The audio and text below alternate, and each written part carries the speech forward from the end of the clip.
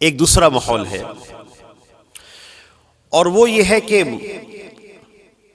گھرانہ مخالف، والدین مخالف، اپنی بیٹی کی دینی تعلیم کے بارے میں والدین مخالف، اس کی دینی سوچ کے مخالف، اس کے دین کی طرف چلنے کے مخالف، ایسے واقعات بھی ہم سنتے ہیں اور دیکھتے ہیں۔ بلکہ مجھے یاد ہے کہ ایک بچی ہمارے ہاں پڑھنے کے لیے آئی، اور کچھ دنوں کا کورس تھا، وہ ایک 40 روزہ، جس سے اللہ تعالیٰ نے ان کی زندگی میں ایک بدلاؤ لائے، تبدیلی آئی۔ تو انہوں نے سر پہ دوپٹہ کیا، والد نے وہ دوپٹہ ان کے سر سے نوچ لیا، اتار دیا،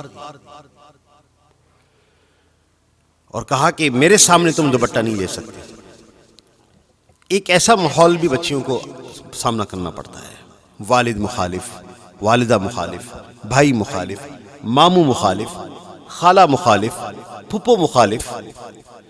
پھر کبھی ماشاءاللہ دین کا علم حاصل کیا، لیکن ایسی جگہ شادی ہو گئی جہاں شوہر مخالف، ساس مخالف، سسر مخالف۔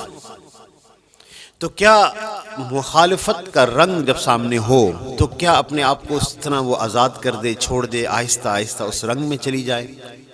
نہیں، وہ تو اپنے دین پر استقامت کے ساتھ جڑی رہیں گی۔ کیا سارے مخالف ماحول میں رہنے کے باوجود استقامت فی الدین، دین پر استقامت حاصل ہو سکتی ہے؟ جی ہو سکتی ہے۔